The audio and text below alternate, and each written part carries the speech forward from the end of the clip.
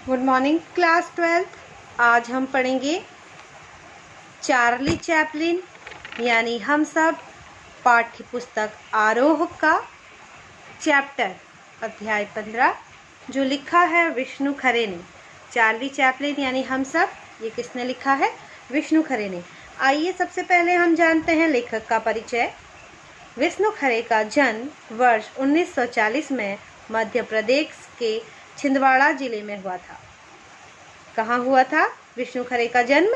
1940 में मध्य प्रदेश के छिंदवाड़ा जिले में हुआ था।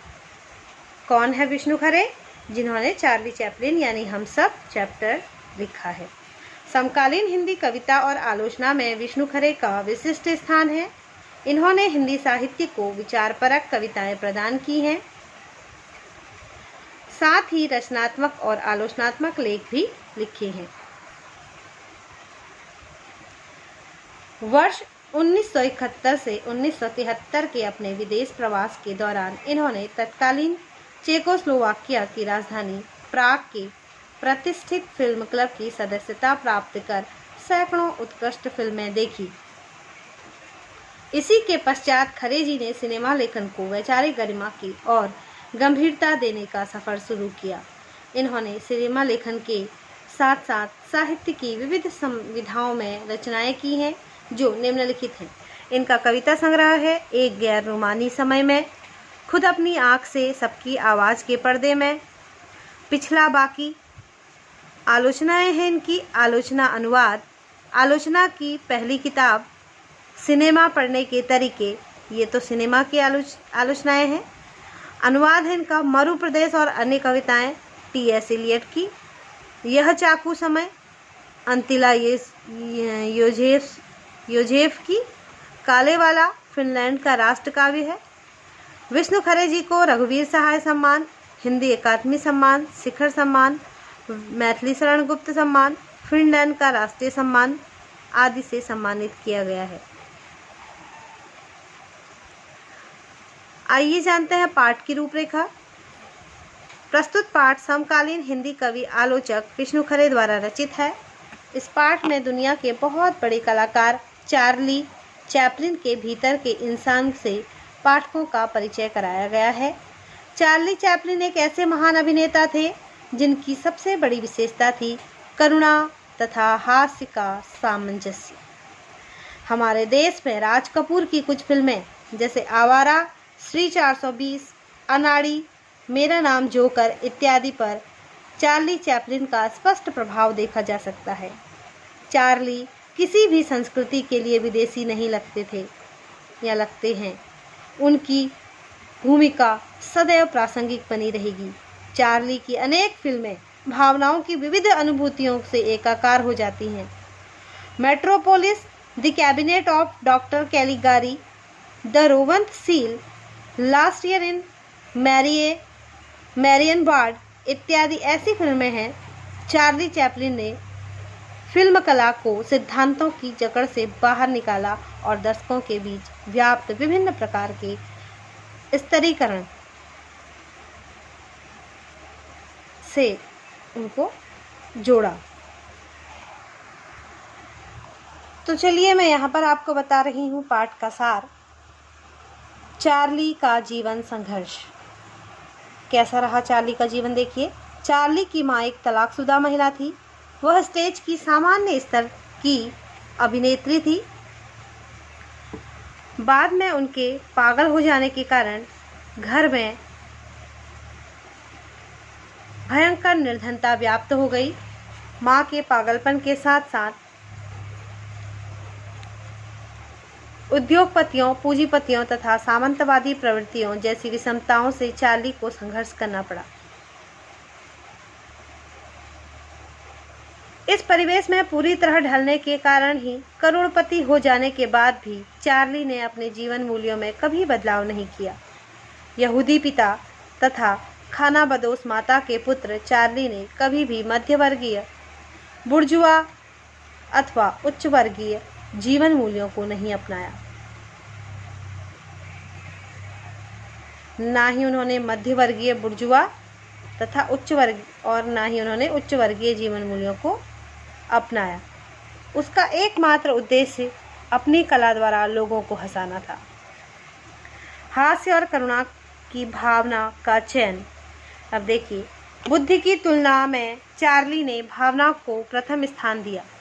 बुद्धि की तुलना में चार्ली ने भावना को प्रथम स्थान दिया। इसके दो कारण थे। पहला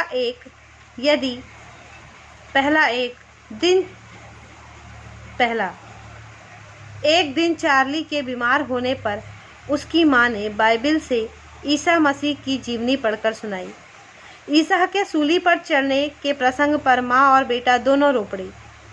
इस कथा से चार्ली ने मानवता, स्नेह, करुणा का पाठ समझ लिया। दूसरी घटना ने भी चार्ली को बहुत प्रभावित किया। चार्ली के घर के पास कसाईखाना होने के कारण सैकड़ों जानवर मारने के लिए लाए जाते। एक बार एक भेड़ किसी प्रकार वहां से भाग गई और उसे पकड़ने वाले लोग कई बार फिसल कर गिर पड़े, जिन्हें देखकर लोग बहुत अधिक हंसने लगे। इसके बाद बेचारी भेड़ पकड़ी गई। चार्ली ने सोचा कि अब भेड़ के साथ क्या होगा। उसका हृदय पूरी तरह करुणा से भर गया। इसी के प्रभाव से हास्य के बाद करुणा चार्ली चैपलिन की भावी फिल्मों का आधारभूत मनोभाव बन गई। अब देखिए, चार्ली का सौंदर्य शास्त्र व भारतीय सिनेमा। लेखक ने चार्ली के माध्यम से सबको यह बता दिया है कि एक कलाकार में करुणा एवं हास्य की भावना का पाया जाना उसकी श्रेष्ठता को दर्शाता है। मानव जीवन में भी करुणा यदि हास्य में बदल जाए तो मनुष्य अपने संतापों को दूर कर सकता है। चार्ली का हास्य कब करुणा में बदल जाएगा और कब करुणा हास्य में बदल जाएगी, जाना नहीं जा सकता। भारतीयों ने भारतीय साहित्य शास्त्र के विरुद्ध चार्ली के इस प्रयोग को भी स्वीकार कर लिया। चार्ली के इसी अभारतीय सौंदर्य से प्रभावित होकर राज कपूर ने आवारा फिल्म बनाई, जो वस्तुतः द ट्रैम्प का शब्दानुवाद है और चार्ली का भारतीयकरण।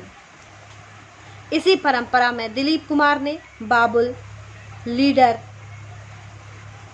गोपी तथा देवानंद ने फंटूस, तीन देवियां इत्यादि फिल्में दी।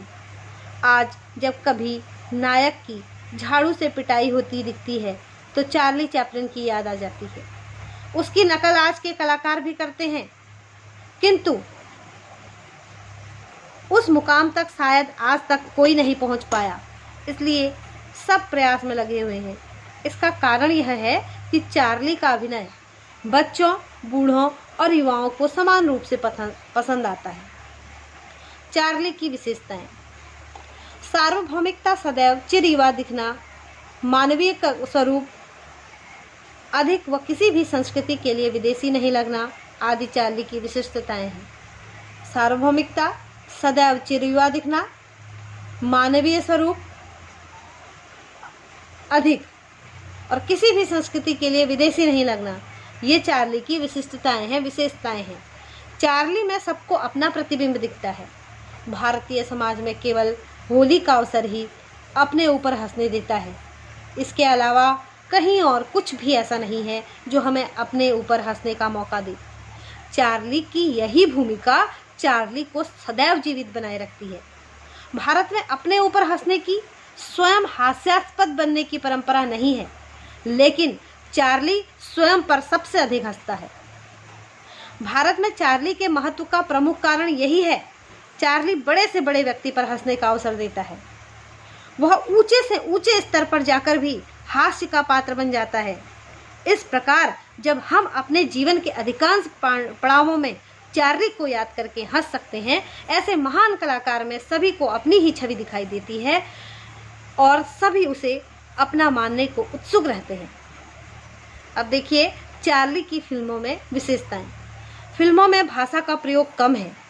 चार्ली में सार्वभौमिकता है, मानवीय स्वरूप अधिक है, सदैव चिर युवा दिखता है, वह किसी भी संस्कृति के लिए विदेशी नहीं लगता। चार्ली सबको अपना ही स्वरूप लगता है। यह इसकी फिल्मों की विशेषताएं हैं। उम्मीद है बच्चों आप सबको चार्ली चैप्टर जो है, चार्ली चैपलिन यानी हम सब चैप्टर का नाम जो है, चैप्टर का शीर्षक जो है, उसकी सार्थकता समझ में आई होगी। चार्ली चैपलिन यानी हम सब। चार्ली को हर उम्र, हर युवा और हर संस्कृति, हर सभ्यता के लोग या किसी भी सभ्यता के लोग जो देखते थे वो, और आज भी जो देखते हैं वो चार्ली में सबको स्वयं नज़र आता है। सब जब चार्ली चैपलिन की भूमिका को देखते हैं तो उसकी जगह स्वयं को खड़ा पाते हैं। चार्ली बच्चों को अपने जैसा, वृद्धों को अपने जैसा, युवाओं को अपने जैसा, किसी भी भाषा भाषी को अपने जैसा ही लगता है। चार्ली किसी को कभी पराया नहीं लगा।